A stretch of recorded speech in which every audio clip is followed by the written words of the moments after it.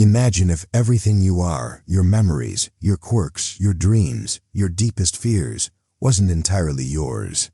What if your soul, the essence you've always thought of as uniquely you, was actually just a borrowed fragment of something far older, something vast and scattered across time like stardust in the dark?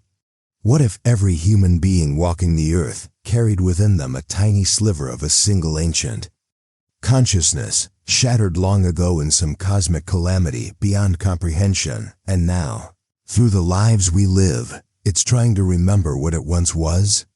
Not just remember names or events, but remember itself, its shape, its purpose, its identity.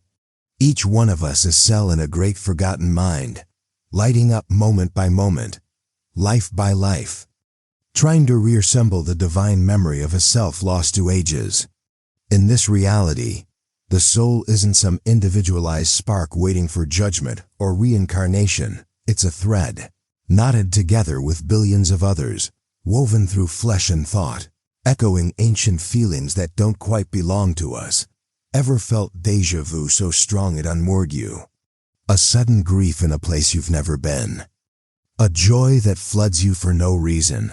The uncanny sense of familiarity in a stranger's eyes. Those are fragments calling to each other bits of the ancient whole, recognizing themselves in others. The chills down your spine when you hear a certain melody. The ache in your chest when you look at the stars too long. The longing you feel for something you've never known. Those are echoes. They're not yours alone. They're memories without context, dreams bleeding through the walls of identity, pieces of the same mind trying to snap back into place.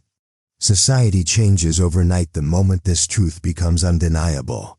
Scientists, philosophers, mystics, once at odds now converge in urgency. Soul mapping becomes the frontier of research, not to decode personality, but to trace the origins of this fragmented being. Entire labs are dedicated to identifying resonance patterns, moments when two people's souls vibrate in sync, unlocking more of the original consciousness. Relationships are redefined. Love, friendship, rivalry, they're no longer just human connections. They're reunions, collisions of soul fragments drawn to each other like magnets of memory. We fall in love not just because someone completes us, but because their piece unlocks a memory in ours. A memory not from this life, but from a shared before time when all was one. Religions fracture and evolve. Some preach that the ancient consciousness was divine, and that we are its dream, slowly waking. Others say it was a cosmic being that shattered itself out of guilt, and human life is its penance.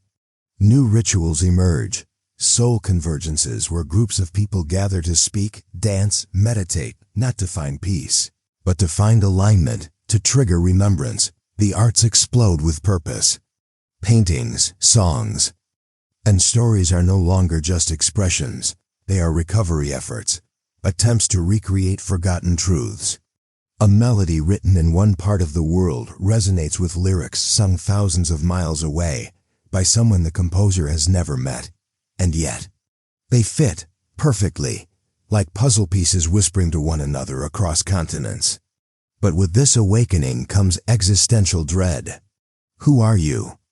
If you are not truly you, if your soul is a fragment, does your pain matter? Or is it just residual damage from a larger wound? Are your hopes real, or just echoes of a forgotten being trying to find its way home? Some people reject the idea, clinging fiercely to individual identity. Others dissolve into obsession, desperate to reunite with matching fragments, even willing to sacrifice their own minds for a glimpse of the ancient whole. There are rumors of people reaching full resonance, brief moments, when a soul collects enough fragments through others to awaken as a living echo of the original consciousness. These people are said to speak in strange languages, recall galaxies long extinguished, emit light when they weep. But they never last. The human body, too small a vessel, collapses under the weight of cosmic memory, and yet the effort continues. Because even in our fractured state, the drive to connect, to love, to create, to understand is not just human nature. It's cosmic instinct. The remnants of something vast and aching to be whole again. You are not alone, not even in your mind.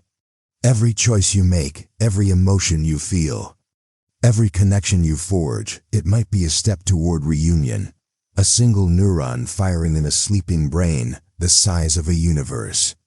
And when you dream at night of places you've never seen, of people you've never met, but somehow miss maybe, just maybe, you're dreaming its dreams, the ones it lost. The ones we're all trying, together, to remember.